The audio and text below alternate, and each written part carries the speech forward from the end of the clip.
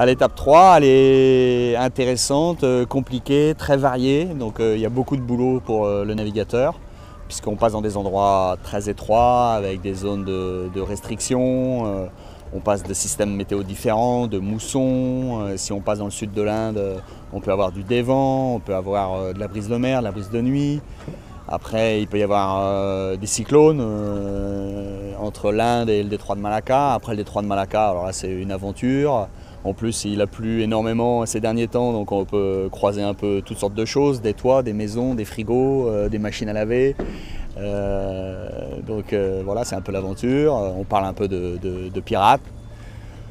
Bon, c'est plus, a priori, il n'y a pas beaucoup d'attaques de yachts. Hein, on est considéré comme des yachts. Donc voilà, donc ça devrait bien se passer ça au niveau des pirates. Et puis après, on remonte la mer de Chine, le long du Vietnam, souvent dans de la mousson de nord-est assez forte, avec de la mer forte. Donc les derniers jours sont très physiques, avec beaucoup de matossage, de changement de poids à bord des bateaux à chaque fois qu'on vire.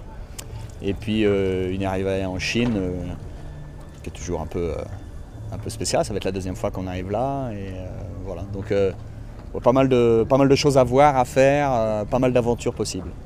Donc c'est compliqué pour les navigateurs parce que comme je le disais, il y a beaucoup de navigation proche de la terre, oui, donc avec des obstacles, des rochers, des effets de brise, du courant, des endroits très étroits où la flotte va se resserrer, donc il y a moins d'options radicales dans l'est ou dans l'ouest, mais on peut rester bloqué par du courant ou bloqué à cause d'une île avec pas de vent, et donc les écarts peuvent être importants aussi. Sur la deuxième étape qu'on est arrivé ici, on était très proche d'Alve Medica et en 24 heures de course, on lui a mis 11 heures de temps.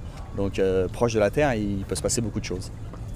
Ah ben, on saura à la fin, à Sanya, le changement d'équipage. Effectivement, Iker est occupé sur son programme olympique. Et donc c'est Chabi qui le remplace en tant que skipper. Et on a Rafa qui vient à bord, mais qui avait fait toutes les navigations.